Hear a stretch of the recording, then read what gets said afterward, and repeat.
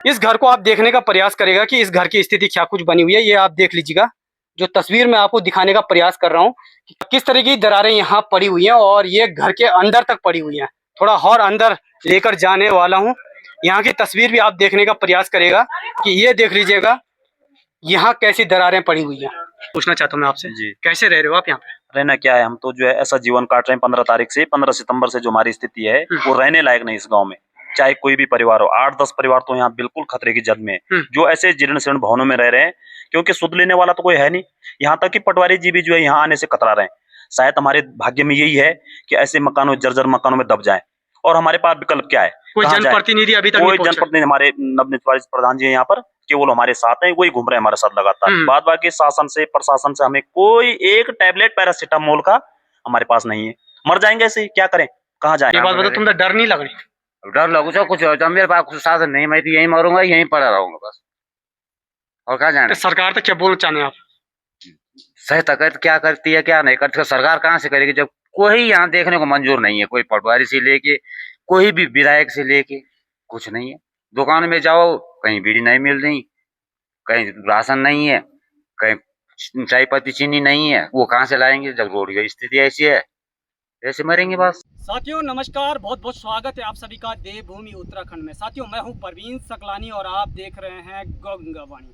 साथियों आज पहुंचा हूं उत्तराखंड के टिहरी गढ़वाल के मां सुरकुंडा देवी रायपुर देहरादून वाली रोड पर। और रायपुर देहरादून वाली रोड पर एक जगह है मरोड़ा पुल। मरोड़ा पुल से लगभग 11 किलोमीटर दूरी पर है एक बनाली गाँव, जो बनाली गाँव पड़ता है धनोल्टी विधानसभा क्षेत्र में। और धनोल्टी विधानसभा क्षेत्र के जो विधायक हैं प्रीतम पंवार इस बात को संज्ञान लें कि ये लोग जो हैं खतरे की रडार पर हैं। यहाँ पर ऐसे ऐसे बादल, न जाने कितने बादल फट चुके हैं, पूरा गांव खतरे की रडार पर है। और इतना ही नहीं, यहाँ के लोग भूखे प्यासे कई दिनों से रह रहे हैं। इनके लिए न खाने की कोई व्यवस्था है, न पीने के लिए पानी है। पानी की नलें फिलहाल के लिए टूट चुकी हैं। तो आप ये देख लीजिएगा क्या कुछ स्थिति बनी हुई है। तो फिलहाल के लिए स्थिति गंभीर है और इस गंभीर स्थिति को देखते हुए शासन प्रशासन बिल्कुल संज्ञान ले कि इन लोगों के लिए कुछ व्यवस्था बना दी जाए। सबसे पहले तो खाने के लिए खाना और पीने के लिए पानी की व्यवस्था की जाए। मगर इतना ही नहीं, ये जगह खतरे की रडार पर आ चुका है। तो ग्रामीणों के पास जाएंगे, ग्रामीणों की क्या कुछ स्थिति बनी है उनसे भी जानने का प्रयास करेंगे। और कुछ ऐसे घरों को भी मैं थोड़ा दिखाने का प्रयास करूंगा कि उन घरों की स्थिति कैसी बनी हुई है, कैसे दरारें आ रखी हैं। अभी मैं खेतों से आया तो खेतों में ऐसी दरारें पड़ी हुई हैं जिसका अंदाजा आप लगा सकते हैं कि किस तरीके की स्थिति यहाँ पर इस समय बनी हुई है। और ठीक सामने आप देख सकते हैं बनाली गांव, और ठीक सामने वाले पहाड़ में भी बादल फटा। और आप देख सकते हैं कि यहाँ पर फिलहाल की स्थिति गंभीर बनी हुई है। चलते हैं ग्रामीणों से बात करने का प्रयास करते हैं, क्या कुछ स्थिति उनकी बनी है, थोड़ा उनकी भी सुनने का प्रयास करते हैं। तो बने रहे हमारे साथ। कौन प्रतिनिधि यहाँ पहुंचे हैं जानने का प्रयास करेंगे। मगर उससे पहले मैं बता रहा था कि खेतों में दरारें आ चुकी हैं। तो फिलहाल के लिए मैं ये दरारें आपको दिखा रहा हूँ। ये दरारें जो दिख रही हैं आपको, ये लगभग हर एक खेत में मुझे देखने को मिली। अब मैं थोड़ा आगे चलता हूँ और आगे की तस्वीर दिखाता हूँ कि एक घर है जो बिल्कुल खतरे की रडार पर है। इस घर को आप देखने का प्रयास करेगा कि इस घर की स्थिति क्या कुछ बनी हुई है। ये आप देख लीजिएगा, जो तस्वीर में आपको दिखाने का प्रयास कर रहा हूँ कि किस तरह की दरारें यहाँ पड़ी हुई हैं और ये घर के अंदर तक पड़ी हुई हैं। थोड़ा और अंदर लेकर जाने वाला हूँ। यहाँ की तस्वीर भी आप देखने का प्रयास करेगा कि ये देख लीजिएगा यहाँ कैसी दरारें पड़ी हुई हैं। और रात को ही बताया जा रहा है कि इन लोगों ने ये घर खाली कर दिया था। अब कैसे खाली किया, इन्होंने सोचा कि भाई कुछ तो सामान हमारा बचे। तो ये आप देख सकते हैं इन्होंने किचन भी खाली कर दिया और यहाँ से जो बिजली के बोर्ड थे इनको भी निकाल दिया। इन्होंने सोचा कि भाई कहीं हम सुरक्षित जगह पे जाएंगे तो कहीं पे अपना टेंट लगाएंगे और टेंट लगाने के बाद ये बिजली के बोर्ड वहां पर तो काम आएंगे। तो कहीं ना कहीं ये समझदारी है और इन्होंने अपनी सुरक्षा को लेकर ये सारी चीजें की। मगर शासन प्रशासन की कोई टीम अभी यहाँ नहीं पहुंची है। क्यों नहीं पहुंची है, ये बड़ा सवाल है। और यहाँ के जो विधायक हैं प्रीतम पंवार, बताया जा रहा है अभी तक वो भी नहीं पहुंचे हैं। यहाँ के जो लोग हैं उनसे मैं पूछने का प्रयास करता हूँ कि आखिर यहाँ कौन कौन लोग पहुंचे हैं, कौन कौन नहीं पहुंचे हैं। तो बने रहे मेरे साथ, जानने का प्रयास करते हैं। पूछना चाहता हूँ मैं आपसे, जी, कैसे रह रहे हो आप यहाँ पे? रहना क्या है, हम तो जो है ऐसा जीवन काट रहे हैं 15 तारीख से, 15 सितंबर से जो हमारी स्थिति है वो रहने लायक नहीं इस गांव में। चाहे कोई भी परिवार हो, 8-10 परिवार तो यहाँ बिल्कुल खतरे की जद में है, जो ऐसे जीर्ण शीर्ण भवनों में रह रहे हैं, क्योंकि सुध लेने वाला तो कोई है नहीं। यहाँ तक कि पटवारी जी भी जो है यहाँ आने से कतरा रहे हैं। शायद हमारे भाग्य में यही है कि ऐसे मकानों, जर्जर मकानों में दब जाएं। और हमारे पास विकल्प क्या है? कोई कहाँ जाएं? जनप्रतिनिधि अभी तक कोई नहीं पहुंचा। जनप्रतिनिधि, हमारे नवनिर्वाचित प्रधान जी हैं यहाँ पर, केवल हमारे साथ हैं, वही घूम रहे हैं हमारे साथ लगातार। बाद बाकी शासन से, प्रशासन से हमें कोई एक टैबलेट पैरासिटामोल का हमारे पास नहीं है। मर जाएंगे ऐसे ही, क्या करें, कहाँ जाएं? हमारे पास कुछ जाने के लिए कहीं रास्ते नहीं है, फर्स्ट एड के लिए कोई पैरासिटामोल टैबलेट खाने के लिए नहीं है, राशन नहीं है, कई दिनों से लोग भूखे हैं, बुजुर्ग लोग यहाँ पर बीमार हैं, प्रसव पीड़ा वाली महिलाएं जो है कंधे पे ढोके कहाँ ले जाएं?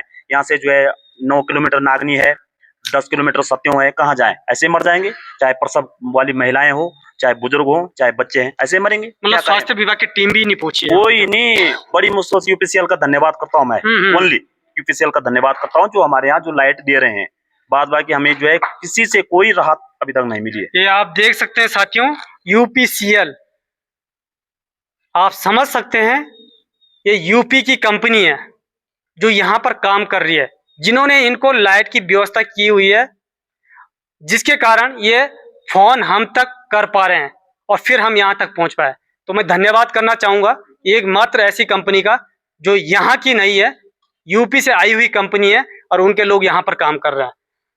भाई साहब एक बात बता, यदि कोई बीमार पड़ी तो कहीं जला भी कहीं पैदल कहीं रास्ता ही नहीं है साहब, तो जाने का कना है, पैदल ही जाना, पैदल जाना, पैदलों का रास्ता भी खराब है भाई। देखा विधायक खान भाई प्रीतम पवार जी आई नहीं, अजय का खाए नो तो वोट देने में पता ही नहीं हो उनका जनप्रतिनिधि अब भूल गए साहब, कोई ना, सिर्फ प्रधान जी खाने पीने की व्यवस्था दिया। अरे खाने पीने की काका जी, गाड़ी रोड सब बंद है, दुकानदार भी अभी विजेंद्र सिंह आए अपना दुकानदार, इनके पास ये क्या ही पड़ेगा, कुछ है ही नहीं। तो आप बता सकते हैं कि रोड की स्थिति क्या कुछ बनी, आपने रोड देखा? रोड बहुत खराब है जी, रोड तो कम से कम महीना लगेगा मेरे बढ़ने। तो ये देख सकते हैं साथियों, 1 महीना लगेगा, मगर 1 महीने में इनकी क्या कुछ स्थिति बन जाएगी ये आप समझने का प्रयास करेगा। ये आप देख लीजिएगा, कुछ और लोगों से मैं पूछने का प्रयास करूंगा। जी भाजी प्रणाम, क्या नोच आपको? क्या स्थिति बनी अभी गाँव की? स्थिति पूरा गाँव ये चपेट में जो मेरे मकान की स्थिति है, मैं तो कहीं नहीं जा सकती, बुआरी छन नातिन छन, यूं सब दुकान मकान। ये बात बता, तुम डर नहीं लग रही? डर लगू चाहे कुछ हो, जब मेरे पास कुछ साधन नहीं, मैं तो यहीं मरूंगा, यहीं पड़ा रहूंगा बस, और क्या जाने। तो सरकार तो क्या बोलना चाहते हैं आप? सहायता कर क्या करती है क्या नहीं करती, सरकार कहाँ से करेगी जब कोई यहाँ देखने को मंजूर नहीं है, कोई पटवारी से लेके कोई भी विधायक से लेके कुछ नहीं है।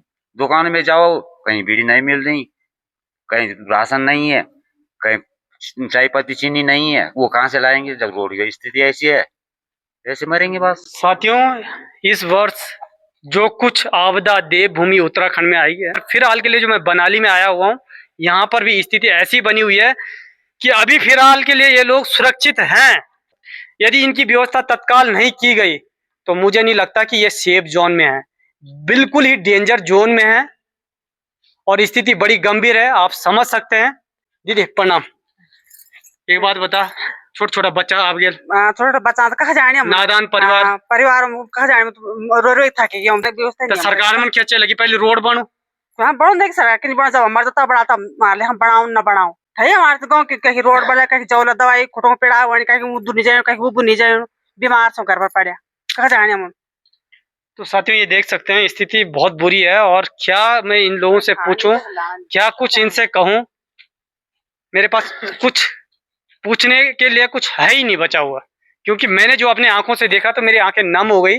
मैं तो चाहता हूं कि भाई इन लोगों के लिए तत्काल व्यवस्था बना दी जाए, पहले तो खाने की व्यवस्था हो, इनको डेंजर जोन से सेफ जोन में पहुंचा दिया जाए। वीडियो को शेयर करेगा दोस्तों, तब तक के लिए जय हिंद, जय भारत, जय श्री राम।